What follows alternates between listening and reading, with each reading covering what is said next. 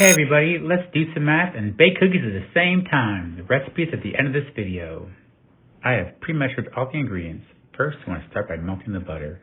You want to melt the butter in a stainless steel pan if all possible so you can see the color. You want the color to be nice and golden brown and to start to smell nutty. This ensures the butter is the right texture and flavor.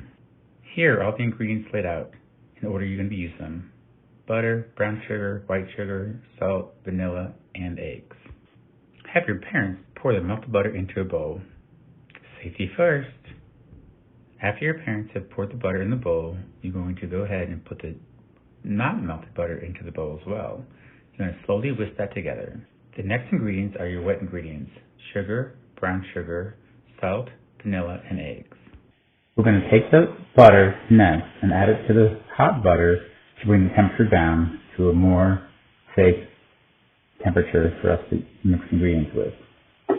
As you can see, you're just going to slowly add in the cubes of butter into the liquid butter and slowly start to whisk it together. This will help melt the butter evenly and can cause the temperature to come down from that boiling butter we just had a minute ago.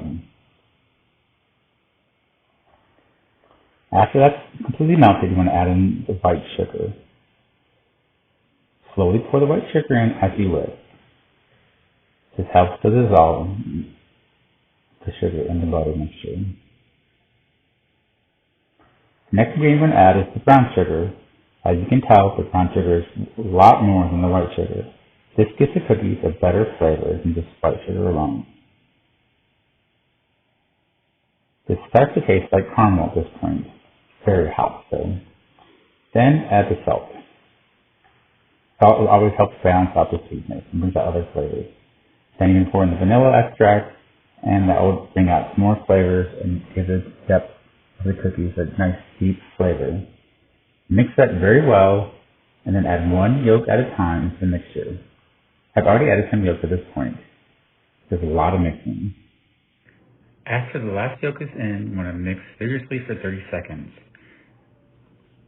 After 30 seconds, you want to go ahead and wait 3 minutes, and it's a great time to do the dishes. Mix some more, 30 more seconds. Mix vigorously as possible.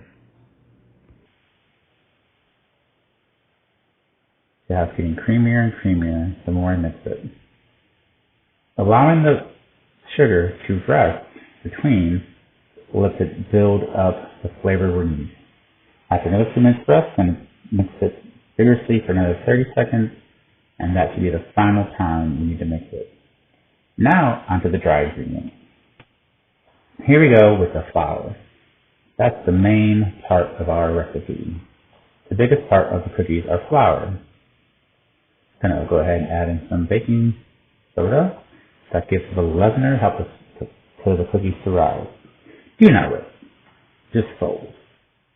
Folding is a much more delicate process, whereas when you whisk, it's more abrupt. Whisking causes the ingredients to combine very rapidly. Keep folding and folding and folding. The folding process is one of the most lengthy involved. Here, we're ensuring that all the flour is mixed with all the wet ingredients. You're going to keep folding until you get the right consistency of batter. Now, add the chocolate chips. Again, with the chocolate chips, you want to fold. You want to gently put the chocolate chips into the cookie dough mixture. The folding process is slow, but it's one to ensure the even distribution of chocolate chips.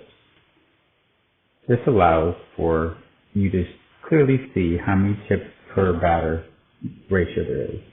Next comes the division part. You're going to scoop about 1 tablespoon of dough into a tablespoon measuring spoon, roll into a ball-like, place it on the cookie sheet. Here's where we talk about arrays. Arrays are rows and columns used to teach multiplication in younger grades. We're going to make 3 rows and 4 columns. We have 4 times 3, which is 12. Now the cookies are baking. Watch them rise.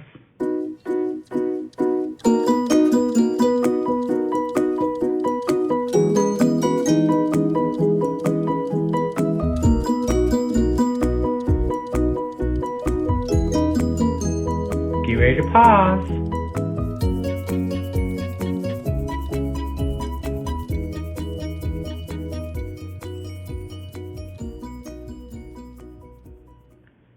Now it's time to enjoy. Yes.